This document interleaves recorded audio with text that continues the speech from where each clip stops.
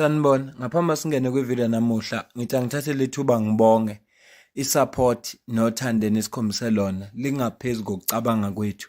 Siyacela niqhubeke nisiphote njalo ngokubuka amavideo ethu, ungakhohlwa ukukhomenta, ushare, ulike. Siyafisa ukuzwa umbono wakho. Sicela ke singene kwivideo namuhla. Hawks arrested 22-year-old woman after alleged attempt to bribe Tshwane Metro Police Commissioner with 10,000 rand to secure employment. Ngaphambi kokuba sifunde lolu daba, bambalwa kababantu abangamsola lo sisi ngalesenzo sakhe asenzile.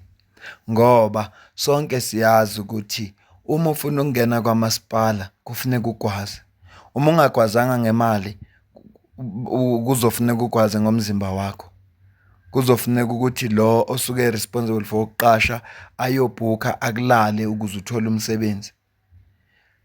Isimo nje siphila phansi kwaso South Africa. So yebo usisi yena ubeyitshela ukuthi kusahamba ngendlela leya kanti noma iANC ingxenye yecoalition kodwa izinto azisenzeki ngaleyo ndlela leya. Sifunde ke istory sakhona.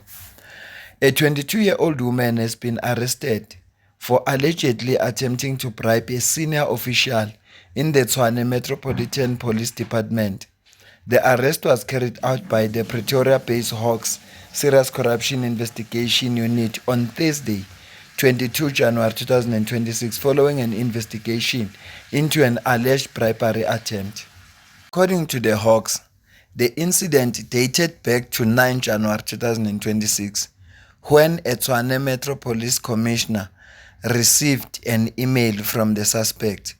She reportedly claimed to be an unsuccessful applicant in the City of Tshwane recruitment process and requested assistance to secure employment in exchange for a bribe.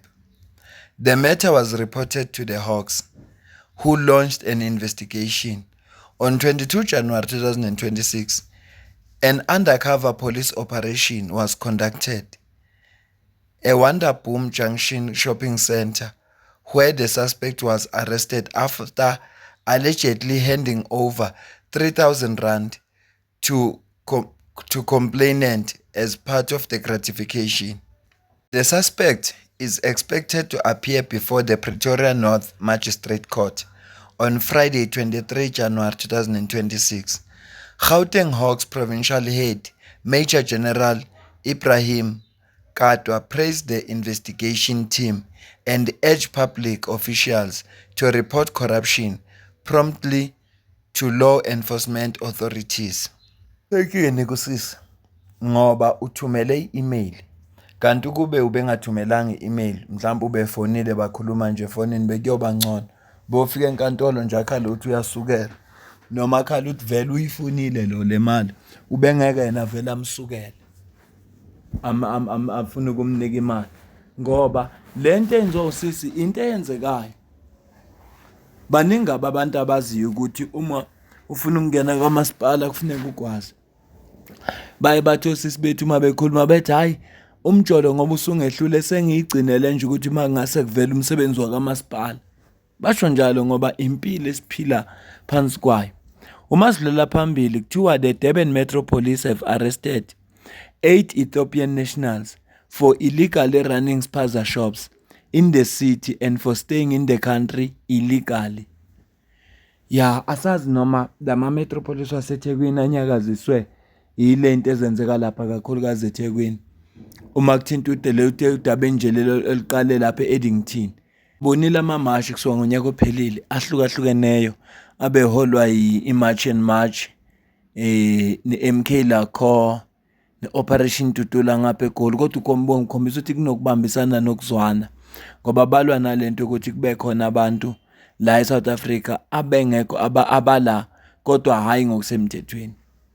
Leyo nto le vele ikukhombisa ukuthi asinawo umthetho thina ngoba labantu babela eSouth Africa bavikelekile. Nazi into ifike bebhlungu imithetho esinayo eSouth Africa kahle kahle ukukhandwa kayo ikhandelwe ukucindezela abantu abangama citizens not noma ubani. Hayi noma ubani kodwa nje kukhandela ukuthi ucindezele ama citizens bese kuthi laba abanye abangewona ama citizens bavikelwe yiwo lo mthetho neconstitution yethu yala eSouth Africa. Ibhlungu kabi lo ndawo le naleyo ndaba le ibuhlungu ngempela. Insukwini ezedlule bekukhona uRobert McBride laphaya kwi-ad hoc committee.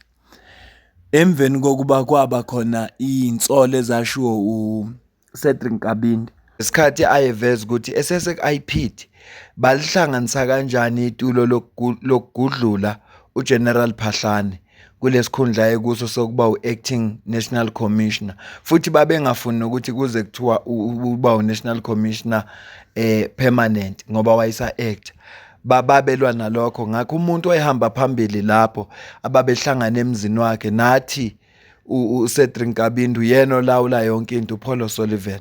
Kusho ukuthi uPaul O'Sullivan ulawula i-IPID, alawule i-NPA, yonke lento namaphoyisa alawulwa nguye. Kodwa lo Paul O'Sullivan uvela njengomuntu ongenwa la eSouth Africa ukuthi noma une-citizenship. Lento iraise imibuzo eminingi ukuthi umuntu ongesiwa lelizwe usengene waze wagamanxa ey'ndaweni ikakhulukazi kulo mkhakha othinta i-justice system yethu. Kwenza ukuthi ungakhululeki.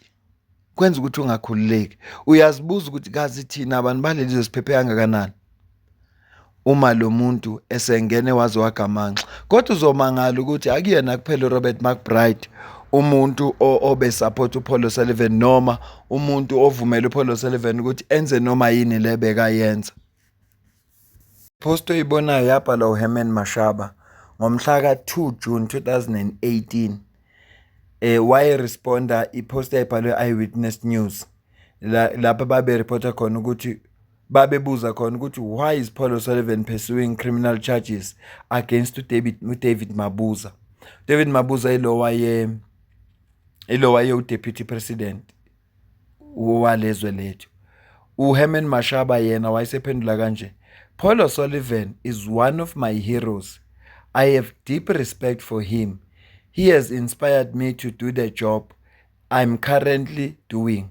Ngaleso sikhathi uHerman Mashaba wayeyimeya yaseJohannesburg. So i-role model yakhe kwakuPaul O'Sullivan. Osho ukuthi uHerman Mashaba unobudlelwano noPaul O'Sullivan. This is interesting. Eqhubeka futhi uHerman Mashaba le post wayibhala ngomhla ka-29 kuSeptember 2019 responda iNewsroom Africa uthi, at Newsroom Africa, Paul O'Sullivan is just an incredible human being. If I had my way, he should be the National Police Commissioner or head of the Hawks. At JJ Tabane, it is pity with our country in trouble just utilizing such profound talent. Bona basuke beqinisile mabethi the internet never forget. Buka nje uHerman Mashaba, wonke umuntu manje akasafuni ukuthiwa associated no Paul O'Sullivan. Kodwa iqiniso linenkinga ukuthi lendlela nje livele liputshuke ngayo. Seyivelile indaba kuHerman Mashaba ungomunye wabantu ababesupport uPaul O'Sullivan. Ungomunye wabantu abavumela uPaul O'Sullivan ukuthi enze yonke lento ebekayenza. Khuluma ngomuntu la mina owakwazi ukuthreatenisha umuntu eseParliament ethula ubufakazi, Paul O'Sullivan. Kodwa kunomuntu othi kube kuya ngaye ngabe lo muntu lo wenziwa uNational Commissioner wamaphoyisa. So kunzima kulezwe lethu lase-South Africa, ngempela kunzima. Bengithi nje angikulethele le ndaba ukuthi njengoba uPaul O'Sullivan ethi yena uma eza lapha eParliament angeke wa-recognize ama-member we-EFF, MK Party ne-Action SA. Kahle kahle uchaza ukuthi ngeke wa-recognize ama-member we-EFF ne-MK no-Honorable James ngoba u-Honorable James noma ephuma kuyi-Action SA kodwa unengqondo yakhe. Kodwa kube nje lapha khona uHerman Mashaba noma omunye umuntu ubezokhululeka. Akanankinga ukuza ngoba kuno Ashley Souls ngoba uyamazi ukuthi uSouls une-agenda yakhe. Phela uSouls waye right up until kubika ukuthi Kenny Kunene watholakala endlini kaKatiso KT Molefe. Kuswa ngalelo langa waba against amaphoyisa wonke. Angibambe le video ngicela ukuze ukuphala kwakho la comment section. Ngizowena ukuthi ubona kanjani ngale kwalokho. Mina nawe sidibane kwivideo landelayo, ngiyabonga.